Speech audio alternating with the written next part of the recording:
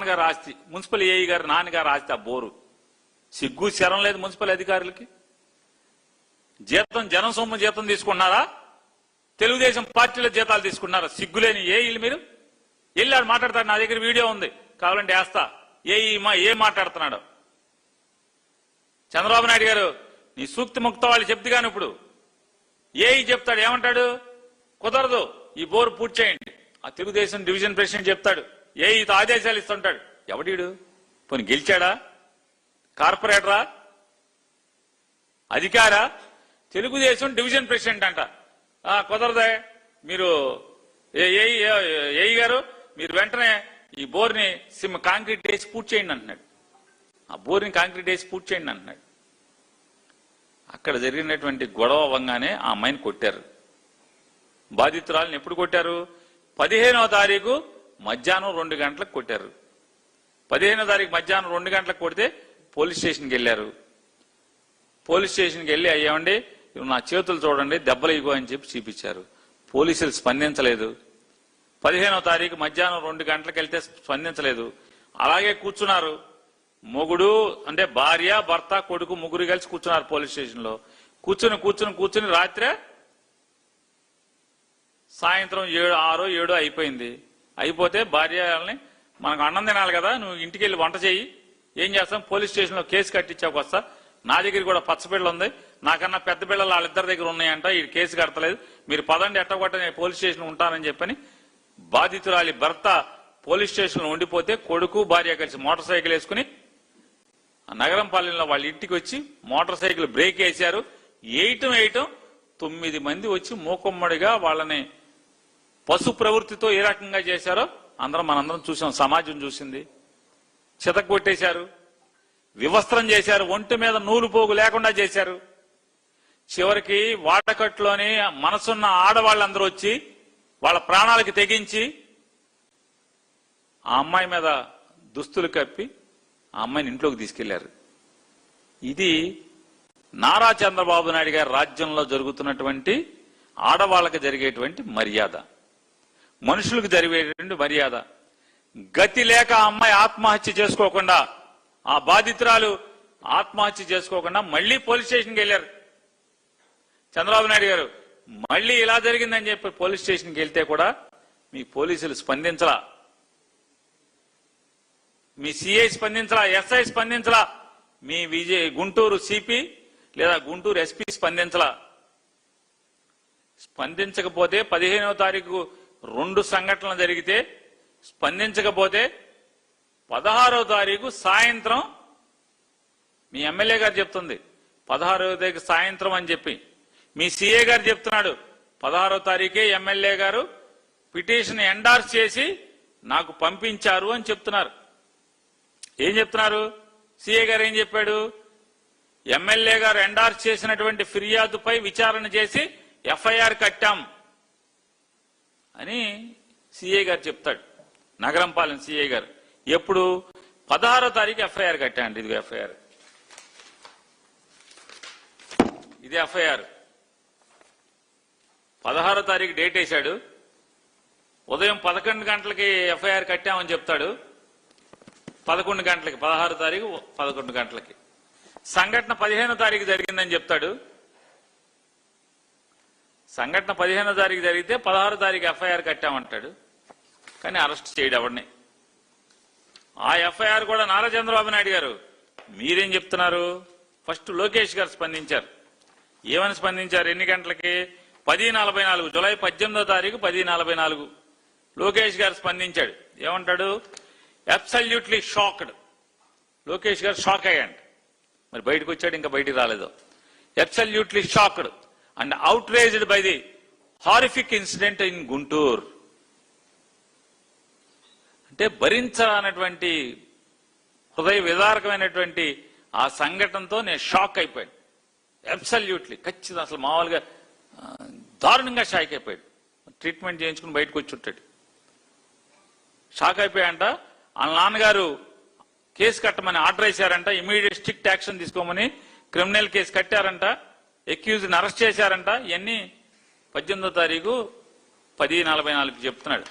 నారా చంద్రబాబు నాయుడు గారు వెంటనే ఇంకో 14 నిమిషాలకి అంటే పావు గంట తర్వాత ఆయన ట్వీట్ చేస్తాడు, ఆయన మాట్లాడుతున్నాడు చిలక పలుకు.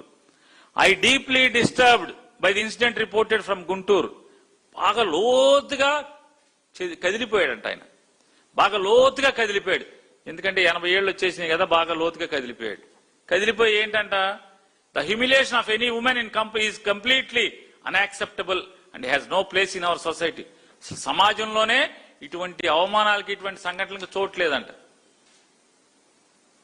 80 ఏళ్లకి సిగ్గు లేకుండా ఈ మాటలేంటి చంద్రబాబు నాయుడు గారు? ఇంత పాపం మాటల మొత్తం అక్కడ చేసిన వాళ్ళు ఎవడు? మీ division president, division secretary. Case కట్టకుండా ఆపింది ఎవరు? మీ ఎమ్మెల్యే గారు. మీ ఎమ్మెల్యే గారే కేసు కట్టద్దంటారు. చివరికి మీ ఎమ్మెల్యే గారు ఒక మాట చెప్తారు. మాట చెప్పే ముందు అది తెలుగుదేశం పార్టీ ప్రభుత్వంలో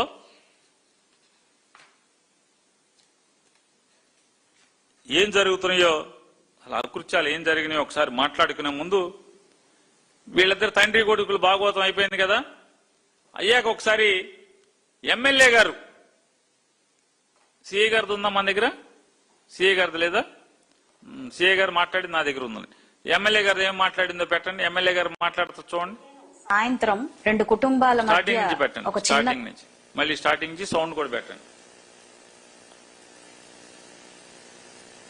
15 సాయంత్రం 2 కుటుంబాల మధ్య ఒక చిన్న వివాదం, అది చిలికి గాలివానలా. 15 సాయంత్రం చిన్న వివాదం అంట, వినండి. 15 సాయంత్రం చిన్న వివాదం, అది చిలికి గానివాలుగా మారిందంట. మారి ఒక మహిళ పట్ల అత్యంత హేయమైన ఒక చర్యగా మార్చిన పరిస్థితి అందరం కూడా చూడడం జరిగింది. అయితే ఇది 16వ తారీఖున బాధితురాలు మా పశ్చిమ ఆఫీస్కి వచ్చి నాకు ఇవి జరిగిన వివరణ అంతా కూడా ఇవ్వడం. మళ్ళీ పెట్టండి ఒకసారి స్టార్టింగ్. చూడడం జరిగింది. అయితే ఇది 15 సాయంత్రం 2 కుటుంబాల మధ్య 15 సాయంత్రం జరిగింది. నాకు తర్వాత కలిసి వేసింది ఏదో చెప్పండి. వివాదం, అది చిలికి గాలివానలాగా మారి ఒక మహిళ పట్ల అత్యంత హేయమైన ఒక చర్యగా. మళ్ళీ పెట్టండి, అత్యంత హేయమైన. ఒకసారి వినపడలేదో? చిలికి గాలివానలాగా మారి ఒక మహిళ పట్ల అత్యంత హేయమైన ఒక చర్యగా. చిలికి గాలివానగా మారి ఒక మహిళ పట్ల అత్యంత హేయమైన చర్య జరిగింది 15వ తారీఖు సాయంత్రం. ఈవిడ దగ్గరికి ఎప్పుడు వచ్చారు చెప్తాను చూడండి.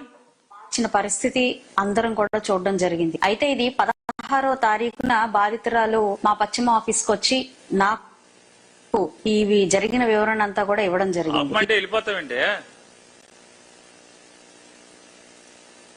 16వ తారీఖున నా పశ్చిమ ఎమ్మెల్యే ఆఫీస్కి వచ్చి మహిళ ఎప్పుడు వచ్చిందో మళ్ళీ పెట్టండి ఒకసారి స్టార్టింగ్ నుంచి. అందరం కూడా చూడడం జరిగింది. అయితే ఇది 16వ తారీఖున బాధితురాలు మా పశ్చిమ ఆఫీస్కి వచ్చి నాకు ఇవి జరిగిన వివరణ అంతా కూడా ఇవ్వడం జరిగింది. ఇలాగా తెలుగుదేశం పార్టీ కార్యకర్త, ఒక నాయకుడు ఇలా దాడి చేయించాడు మా మీద అని చెప్పి బాధితులు ఎంతో తీవ్ర ఆవేదనతో తనకు తగిలిన దెబ్బలతో మా ముందుకు రావడం జరిగింది. ఇమ్మీడియట్ గా అప్పటికప్పుడే నగరంపాలెం స్టేషన్ పరిధిలో జరిగిన ఈ ఘటనకి సిఐ గారికి కాల్ చేసి, ఇక్కడ పార్టీలకు సంబంధం లేదు, నాయకులు ఎవరైనా, వ్యక్తులు ఎవరైనా సరే వాళ్ళ మీద తీవ్రమైన చర్యలు తీసుకోవాలి. దీనికి పాల్పడిన వ్యక్తి ఎవరు ఉన్నా కూడా ఆ సంఘటనలో వాళ్ళందరూ కూడా ఇమ్మీడియట్ గా యాక్షన్ లోకి తీసుకోవాలి అని చెప్పి సిఐ గారికి చాలా సీరియస్ గా ఆయనకి డైరెక్షన్ ఇవ్వడం కూడా జరిగింది. 15 సాయంత్రం 2 అంటే 16వ తారీఖున అంత దారుణం, అంత దుర్మార్గం, అంత అమానవీయ సంఘటన జరిగితే 15వ తారీఖు పోలీసులు ఇన్యాక్షన్, అంటే పోలీసులు నిశ్చర్యల వల్ల దానికి ప్రధాన కారణం, మూల కారణం పోలీసులు ఎందుకు కదలట్లేదు అనేది ఆ బాధితులకి అర్థమై ఎమ్మెల్యే గారింటికి మర్నాడు 16 సాయంత్రం ఆవిడ చెప్పారు, ఇంకో వీడియోలో ఉంది, 16 సాయంత్రం అంగన్వాడీ మీటింగుల తర్వాత నన్ను కలిశారు, వాళ్ళ కొడుకు ఒక వీడియో చూపించాడు, అప్పుడు నేను కదిలిపోయాను, వెంటనే పోలీసులు కేసు కట్టాను అన్నారు. సిఐ గారు ఏం చెప్పారు? ఎమ్మెల్యే గారు అర్జీ మీద ఎండార్స్ చేసి పంపిస్తే నేను ఎఫ్ఐఆర్ విచారణ చేసి ఎఫ్ఐఆర్ కట్టాను అన్నారు. అంటే ఏంటి? నారా చంద్రబాబు నాయుడు గారు, లోకేష్ నాయుడు గారు సమాజం చూస్తుంది. నిజం నిలకడ మీదైనా తెలుస్తుంది. మీ పాపం బద్దలైంది. మీ ఎమ్మెల్యే గారు స్టేట్మెంట్ వల్ల, మీ సిఐ గారి స్టేట్మెంట్ వల్ల, మీ యొక్క ట్వీట్ల వల్ల ఈ సమాజంలో పోలీసు వ్యవస్థ ఎంత డొల్ల వ్యవస్థో రోజుకొక సంఘటన, గంటకొక సంఘటన జరుగుతూనే ఉంది కదా.